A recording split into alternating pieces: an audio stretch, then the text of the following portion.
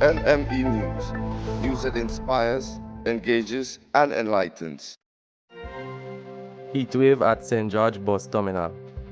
Plywood barricade jaws call for removal. Lamode pig farm pollution protest gains momentum. 200 million barrels of crude oil estimated for Grenada. Grenada PM envisions transition to Republic under his administration. Wanted man Tion Devonte Batiste. Until next time, this is Joshua Batiste signing out. NME News. News that inspires, engages, and enlightens. A safer tomorrow. Lamode St. George Flood Mitigation Program takes off to protect lives and properties. Here is what Honorable Ron Redhead has to say. So as part of our flood mitigation program going on in the Northeast, we are now here looking at Lamode in particular. Make sure our works with the engineer, Cuban engineers here now, because part of the challenge is that we've been doing work throughout the constituency, but the question of planning is critical and drawing a plan before we do the work. So one of the things we want to be able to reduce is the question of the mitigation and flooding, so that we could ease for residents to be able to get proper access to their gaps, so on, and two, we could ease the flooding situation that occurs. In preparation for the next hurricane season, we want to be a step ahead, so that any issues as relates to disaster management, we agree that it should be the fires, which we will work towards containing. But for now, we want to be able to reduce a lot of the flooding problems and challenges throughout the constituency to make it easier for residents to live and certainly to be able to access their properties. NME News. News that inspires, engages, and enlightens. The well-known terminal features a barricade made of plywood that excavates the heat generated by rising global temperatures. As a result, buses are often hot and uncomfortable, with the exception of those equipped with air conditioning. Both passengers and bus operators believe that the barricade should be removed or upgraded to improve constant air circulation. Let's take a listen to what a well-known veteran bus driver has to say. NME News. News that inspires, engages, and enlightens. Yes, the plywood is adding extra heat towards the concrete. What I would say as a bus driver is to put some window in each sheet of ply at a good feet out, and then some of the breeze will ease up at the heat of the terminals down here. That's the only way I see. NME News. News that inspires, engages, and enlightens. To the people of Lamode, we urge you, take a stand against the environmental threat posed by the Lamode pig farm. Sign the petition today. Join the growing chorus of voices demanding a cleaner, healthier future for all. Together we can make a difference. For information in regards to signing the petition, contact the telephone number on your screen today. NME News. News that inspires, engages, and enlightens. A few days ago, Grenada's Prime Minister Dickon Mitchell secured crude oil deals with Nigeria and Russia. It is said that Grenada is estimated to produce more than 200 million barrels of crude oil. A brethren from YouTube has more details. Hey guys, what's poppin'? It seems like Grenada has strike oil and it's going for broke big time. So Grenada is on the move and we got some really good news for you. Let's get into this one right now. It says OceanGate Oil and Gas Partners Global Petroleum to unveil Caribbean's largest oil and gas project. Guess where? In Grenada. That's right. OceanGate Oil and Gas Engineering has secured a historic multi-billion-dollar deal with Global Petroleum Group to launch one of the Caribbean's largest oil and gas ventures. That's right, in Grenada. So first of all, we got to know that this company is coming out of Nigeria, which I'm really happy for. And the other company that they're teaming up with to do this exploration gas venture is GPG, which is a Russian company. I'm happy it's not American, or Grenada would really suffer tremendously like Guyana. Right now, Exxon just pulled out 14 billion. They only gave Guyana 1.9. It's like really horrible. But let's continue with this big news. This NME News.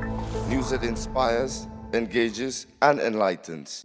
Before we dive into what Grenada's Prime Minister said to a Sky News reporter in the UK on May 4, 2023, I would like to list 2 advantages of a republic. 1. Increased sovereignty. A republic allows a country to have full control over its internal and external affairs without being subject to the authority of a monarch or external power. 2. More representative government. In a republic, the head of state is typically elected by the people or their representative, ensuring that the government is more accountable to the citizens and more representative of their interests. NME News. News that inspires, engages, and enlightens.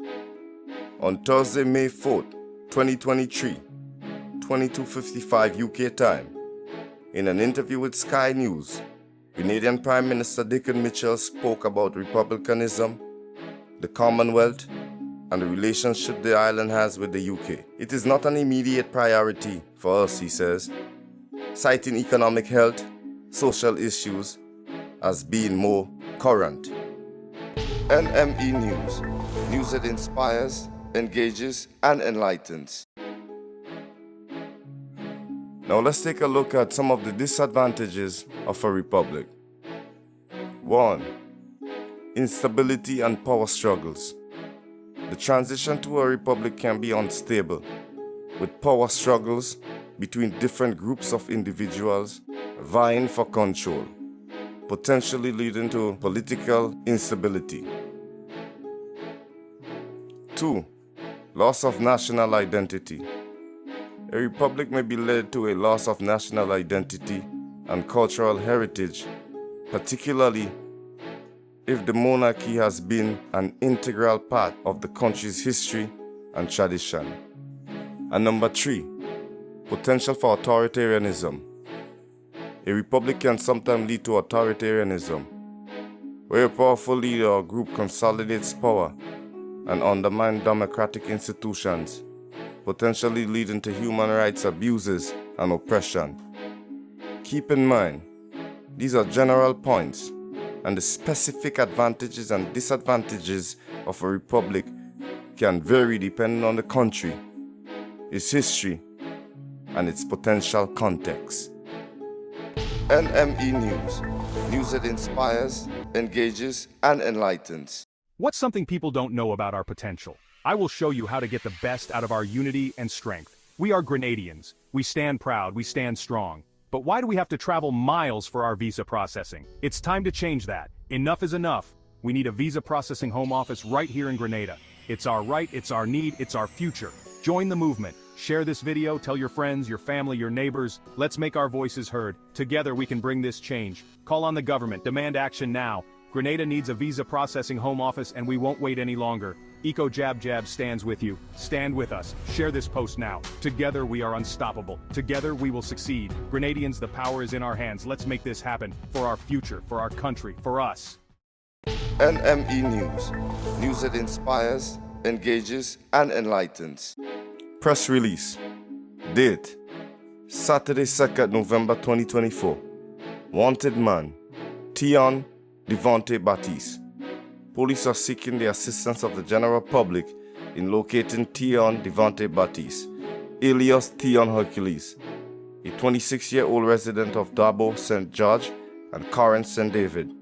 He is 5 feet 9 inches in height, slim built, dark brown in complexion, with brown eyes and black braided hair. Baptiste is wanted by the police for questioning in connection with the offense of non-capital murder.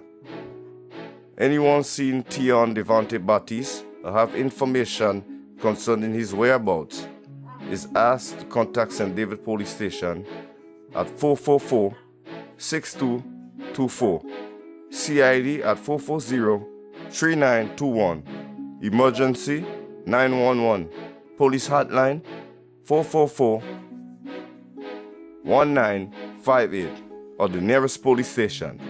NME News. News that inspires, engages, and enlightens.